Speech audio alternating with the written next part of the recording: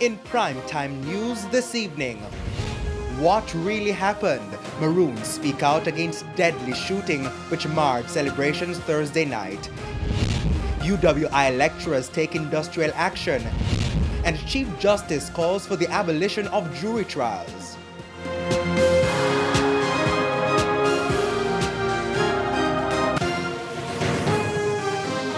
Good evening and welcome to Primetime News. We're on air and online at onespotmedia.com. I'm Janella Precious. Also this evening, the Financial Week, Primetime Sports, Sports Commentary, E-Prime and Weather. But before the break, the feedback question.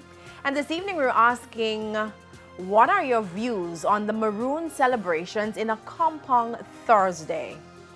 And you can share your comments online, facebook.com/television Jamaica, and tweet us at televisionjam1. Please stay with us. Primetime News returns after this break.